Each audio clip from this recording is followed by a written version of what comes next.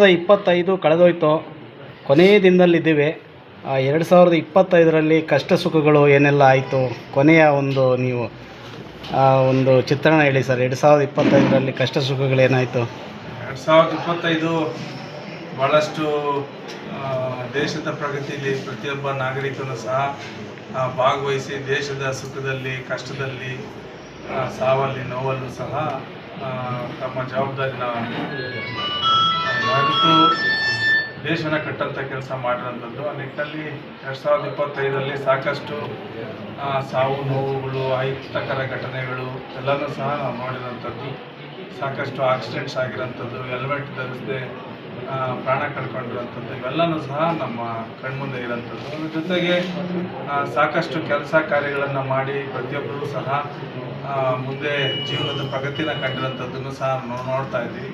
ಆ ನಿಟ್ಟಿನಲ್ಲಿ 2025 ನಾವೆಲ್ಲರೂ ಸಹ ಯಶಸ್ವಿಯಾಗಿ ಭಾಳ ಸಂತೋಷದಿಂದ, ಸಂಭ್ರಮದಿಂದ ಕಳೆದಿರೋಂಥದ್ದು. ಮತ್ತು ಅದ್ರ ಜೊತೆಗೆ ಒಂದಷ್ಟು ನೋವು, ಸಿಹಿ ಕಹಿ ಮಿಶ್ರಣದಲ್ಲಿ ನಾವು ಹೋಗಿರೋಂಥದ್ದು.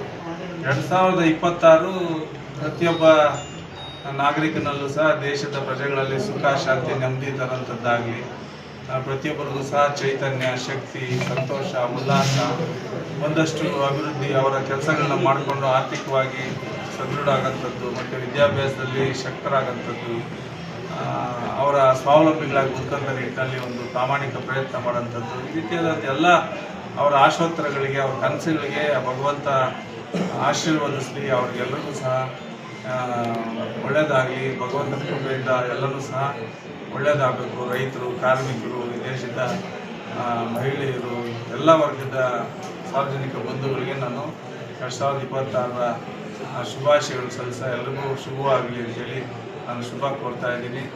ಈ ಕಡೆಯ ದಿನ ನಾವು ಸಹ ಇಲ್ಲಿ ಎಲ್ಲ ನನ್ನ ಆಪ್ತರು, ಮಿತ್ರರು ಮತ್ತು ನಮ್ಮೆಲ್ಲ ಕಾಂಗ್ರೆಸ್ ಬಂಧುಗಳು, ಸಾರ್ವಜನಿಕ ಬಂಧುಗಳು ಎಲ್ಲ ಸೇರಿ ಇವತ್ತು ಊಟ ಮಾಡಿ ಈ ಒಂದು 25ರ ಕಡೆಯ ದಿನನ ನಾವಿಲ್ಲಿ ಒಂದು ರೀತಿ ಸೇರಿ ಒಂದು ಊಟ ಮಾಡ್ತಾರಂಥದ್ದು ನಮ್ಮೆಲ್ಲರಿಗೂ ಸಹ ಖುಷಿ ತಂದಿದೆ. ಹಾಗಾಗಿ ಎಲ್ರಿಗೂ ಒಳ್ಳೆಯದಾಗಲಿ ಅಂತೇಳಿ ನಾನು ಶುಭ ಹಾರೈಸ್ತೀನಿ.